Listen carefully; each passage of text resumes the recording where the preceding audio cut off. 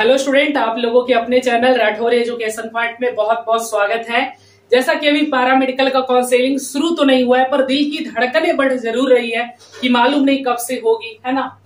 तो पैरामेडिकल का काउंसलिंग चाहे कल हो, परसों हो, एक सप्ताह बाद हो, एक डाउट सबको होता है कि सर हॉस्टल वाला कॉलेज कौन कौन सा है, कैसे पता चलेगा।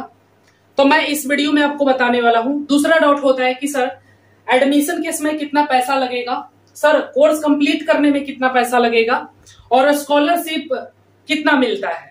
तो इस वीडियो को पूरा अंत तक देखिएगा, ये सारे डाउट आपके आज क्लियर हो जाएंगे। स्कॉलरशिप कितना मिलता है, एडमिशन के समय कितना फी लगता है, मेस चार्ज भी बता दूंगा। मेस चार्ज क्या लगता है सारे हॉस्टल का, कॉलेज का बता दूंगा मैं, ठीक है। मतलब कि इस प्रकार के सारे डाउट आपको इस वीडियो को देखने के बाद कंप्लीट हो जाएंगे। सबसे पहला डाउट होता है कि हॉस्टल जो मिलता है उसका पैसा लगता है क्या। मैं सबसे पहला डाउट क्लियर कर दूं कि एनएम नर्सिंग में 73 कॉलेजेस है जो कि गवर्नमेंट कॉलेज है और इसमें 4530 सीट है। और ये जो 73 कॉलेज है ये सारे के सारे सरकारी कॉलेज है। ये 73 कॉलेज में मिला के टोटल 4530 सीट है, 4530 सीट है। और ये जो 73 कॉलेजेस है ये 73 कॉलेज में आपको सरकारी कॉलेज है और इसमें 73 कॉलेज में आपको हॉस्टल मिलता है। क्या मिलता है? हॉस्टल मिलता है। क्या हॉस्टल बिल्कुल फ्री होता है? जी हाँ जी, बिल्कुल फ्री होता है। हॉस्टल जो होता है वो आपके लिए बिल्कुल फ्री होता है। मतलब एनएम नर्सिंग कोर्स अगर आप करते हैं, जो कि लड़की ही कर सकती है सिर्फ, तो एनएम नर्सिंग में आपको हॉस्टल बिल्कुल फ्री मिलता है। इसके लिए कोई चार्जेस आपको नहीं देने पड़ते हैं। ये गवर्नमेंट की तरफ से ही आपको हॉस्टल मिलते हैं। अब दूसरा डाउट कि एनएम नर्सिंग का जब एडमिशन लेंगे सर तो कितना पैसा लगेगा, एडमिशन के समय कितना पैसा लगेगा।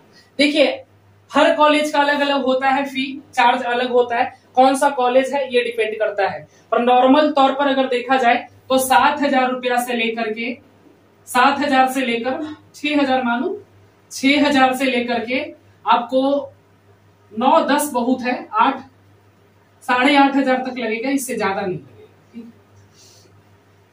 6,000 कम से कम मिनिमम लग ही जाता है, 8,500 से ज्यादा नहीं लगेगा।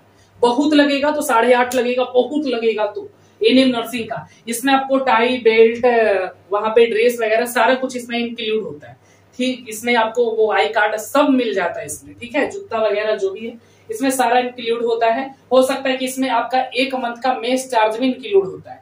इसी में आपको 1 महीने का या 2 महीने का मेस चार्ज भी इसमें इंक्लूड होता है, मेस चार्ज, ठीक है। इसी में टाई बेल्ट जो भी सारा कुछ होता है, ड्रेस वगैरह सब कुछ आपको इसी में मिल जाता है, ठीक है। तो ज्यादा फी नहीं है और ये बस वन टाइम है, एक बार सिर्फ एडमिशन के समय लगेगा।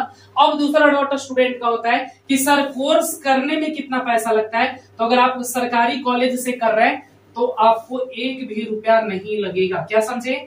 0 रुपया, 1 भी रुपया आपको नहीं देना है, कोई पैसा नहीं लगता है। गवर्नमेंट कॉलेज से, सरकारी कॉलेज से करने के लिए एनएम नर्सिंग आपको कोई पैसा नहीं देना। 2 साल का कोर्स होता है, जैसा आपको मालूम है।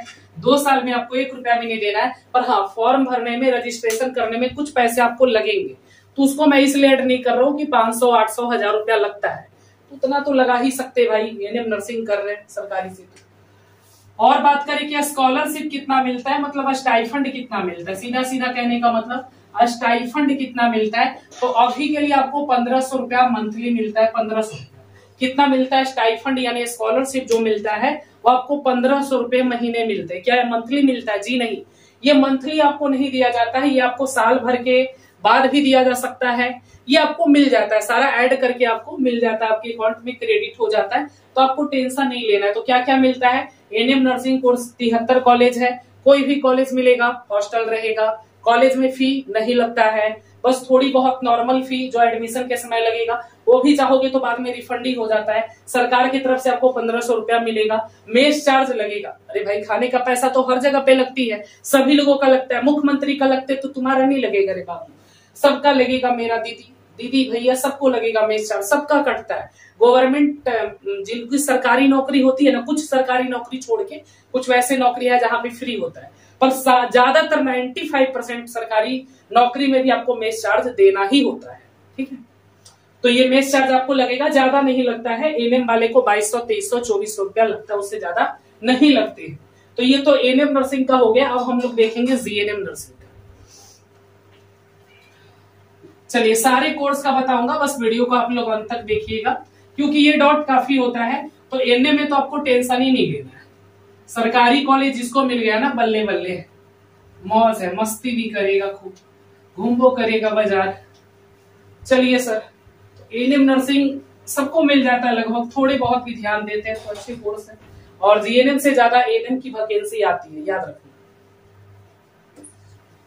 अब चलिए अब हम लोग जानते हैं जीएनएम नर्सिंग के बारे में। जीएनएम के 26 कॉलेजेस है और इसमें 1500 समथिंग, कुछ 1530 या कुछ सीट है, ऐसे ही कुछ है, इसके आसपास ही होगा। जीएनएम में 26 कॉलेजेस है, 1500 सीट है 26 कॉलेजेस में, और ये सारे कॉलेजेस में आपको हॉस्टल मिल जाएगा, हॉस्टल मिलेगा। और ये जो हॉस्टल होगा वो क्या होगा, बिल्कुल फ्री होगा। क्या होगा सर, फ्री होगा। यानी जीएनएम नर्सिंग के सभी कोर्स में, सभी कोर्स में नहीं, जीएनएम नर्सिंग के सभी कॉलेजेस में, जितने भी 26 कॉलेज है इसका, सभी कॉलेजेस में आपको हॉस्टल मिलता है, और जो हॉस्टल होता है वो क्या होता है, बिल्कुल फ्री होता है। इन्हें भी स्टाइफंड मिलती है एनएम की तरह, 1500 रुपया इन्हें भी दिया जाता है स्टाइफंड, ठीक है। इन्हें भी 1500 रुपए का स्टाइफंड मनी मिलता है, और इनका क्या है, मेस चार्ज इनको भी लगेगा ही, सबका लगता है। इनका मेस चार्ज थोड़ा सा 200 रुपया ज्यादा होता है, इनका 2400, 2600, 2700, 2800 तक मेस चार्ज होता है, कहीं कहीं पे, सब जगह नहीं होता है। ऐसे नॉर्मल तौर पे 2400, 2500, 2600 तक होता है, उससे ज्यादा नहीं होता है मेस चार्ज, ठीक है। अब सवाल है कि एडमिशन के समय कितना फी लगेगा। जब आप जीएनएम का एडमिशन करवाइएगा तो इसमें आपको एडमिशन में, मैं एडमिशन की बात करूं तो 8000 रुपया से लेकर के 12000 रुपए तक लग सकते हैं, इससे ज्यादा नहीं लगेगा। 10,000 हार्डली है, मैंने 12 इसलिए लिखा है ताकि आप पैसे की जुगाड़ कर लो, ठीक है, क्योंकि हम सब लोग गरीब लोग हैं, आप भी हो, हम भी है, बस आप लाइक नहीं करते इसलिए हम थोड़ा सा ज्यादा गरीब हो गए। चलिए लाइक कर दीजिएगा। तो एडमिशन के समय 8000 से लेकर के 12000 से ज्यादा नहीं लगेगा, ये कंप्लीट है। 10,000 ही लगता है, 2000 मैं एक्स्ट्रा लिख दिया। खाने पीने के लिए जाओगे तो लिख दिया है ना, पैसा तो मिलता नहीं है घर से, ये बहाने 2000 रुपया पॉकेट खर्चा मिल जाएगा। चलिए, तो ये तो जीएनएम की बात हो गई। अब दूसरे कोर्सेज का देखो, एएनएम और जीएनएम का तो टेंशन ही नहीं है, और एएनएम और जीएनएम सिर्फ लड़की को ही मिलता है। एएनएम नर्सिंग सिर्फ लड़की कर सकती है, जीएनएम नर्सिंग भी लड़की कर सकती है, लड़के नहीं कर सकते बिहार पैरामेडिकल के थ्रू। अगर जीएनएम करना है तो लड़के कर सकते हैं, पर प्राइवेट से, गवर्नमेंट से नहीं, सरकारी से नहीं। तो ये तो एएनएम और जीएनएम की बात हो गई, इसमें तो टेंशन ही नहीं है, सारे कॉलेजेस में हॉस्टल है। दिक्कत है अदर कोर्सेस में, कैसे पहचाने, तो उसी को बताने वाले हैं। तो चलिए इसको मिटाते चलिए आगे बढ़ते हैं।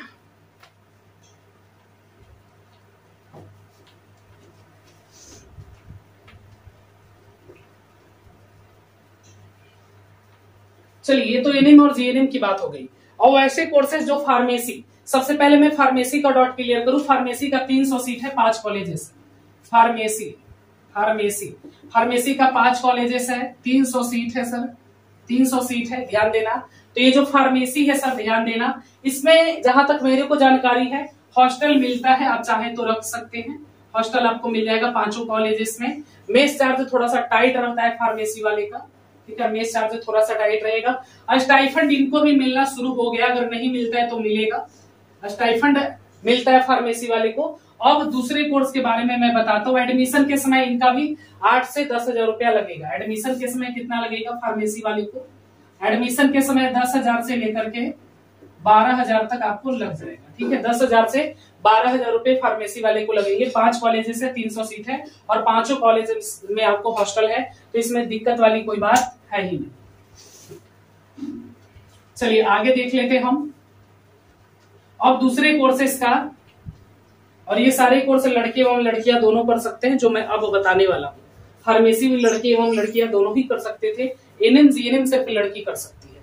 अब मैं बताने वाला हूँ OT, lab technician, radiology, X-ray, anaesthesia technicians, ECG technicians, ये सारे जितने भी कोर्सेस हैं, ये सारे कोर्सेस में कैसे मालूम करें कि हॉस्टल मिलता है कि नहीं मिलता है। हॉस्टल वाला एक सवाल काफी बड़ा था। तो देखो सर, जहां पे अभी हॉस्टल नहीं है वहां पर बड़े बड़े बिल्डिंग बन रहे हैं, यानी कि आने वाले 1 से 2 सालों में जहां पे हॉस्टल नहीं है वहां पर हॉस्टल मिल जाएगा, तो समस्या है नहीं। और तुम चाहते हो कि मैं पहले से ही तो जो कॉलेज का नाम PMI paramedical institute, PMI paramedical institute, PMI से जिस कॉलेज का नाम शुरू होता है, जिस कॉलेज का नाम शुरू होता है, जिस कॉलेज का नाम शुरू होता है, नाम शुरू होता है वह सभी कॉलेज में अधिकतर आपको हॉस्टल मिलेगा। 99% मिल जाएगा। एक दो कॉलेज अगर छोड़ दे तो, नहीं तो मिल ही जाता है, सब जगह है। ठीक है, सब जगह है। यानी जैसे तुमको एक्सरे करना है और तुमको हॉस्टल चाहिए, तो फिर PMI से जो कॉलेज शुरू हो रहा है एक्सरे वाला वो कर लो।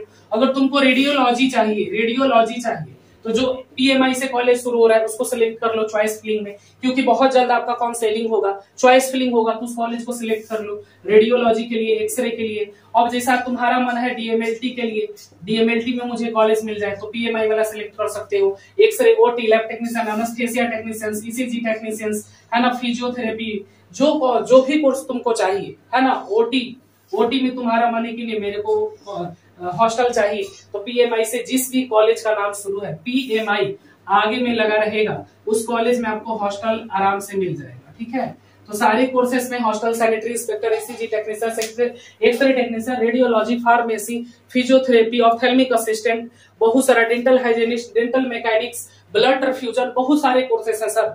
तो आपको अगर हॉस्टल वाला चाहिए तो PMI से शुरू होने वाले कॉलेज को आप सिलेक्ट करें, चॉइस करें सबसे पहले। जब आप काउंसलिंग करते हैं तो फिर आपको हॉस्टल मिलने का चांस काफी ज्यादा है कि अगर आपको PMI वाला कॉलेज अलॉट हो जाता है सीट अलॉटमेंट लेटर में, तो फिर आपको कॉलेज हॉस्टल आराम से मिल जाती है। ठीक है, तो ये सारे कॉलेजेस में हॉस्टल है। PMI से जिस कॉलेज का नाम शुरू है उस कॉलेज में आपको हॉस्टल अवेलेबल है। और जहां पे हॉस्टल अवेलेबल नहीं है वहां पर हॉस्टल बहुत जल्द अवेलेबल हो जाएगा। तो ये कोई बड़ी सवाल नहीं है कि सर हॉस्टल में इसलिए लोग रहना पसंद करते हैं कि 2-3 हजार रुपया बच जाता है। अगर आप बाहर रहोगे तो 2-3 हजार रुपया तो आराम से लगेगा। हॉस्टल है और हॉस्टल फ्री होता है और सेफ भी होता है। ज्यादातर वहां पे अपना ही क्लासमेट होता है, तो एक पढ़ने का माहौल भी क्रिएट होता है। तो जरूरी है कि आप हॉस्टल में ही रहो, हॉस्टल ही ज्यादा बेटर है आपके लिए। तो हॉस्टल सब जगह आपको मिल जाता है, टेंशन लेने वाली कोई बात नहीं है। हॉस्टल आपको जहां पे नहीं है वहां पर भी अवेलेबल हो जाएगा आने वाले 6 मंथ, 8 मंथ, 12 मंथ में। ठीक है, तो बस ये एक छोटी सी जानकारी थी। और जो लोग काउंसलिंग हमसे करवाना चाहते हैं, पेमेंट करके अपना सीट बुक करके करवा सकते हैं। नंबर दिख ही रहा है आप लोगों को। प्यार करते हैं तो लाइक भी कर दीजिएगा, सब्सक्राइब कर दीजिएगा। धन्यवाद।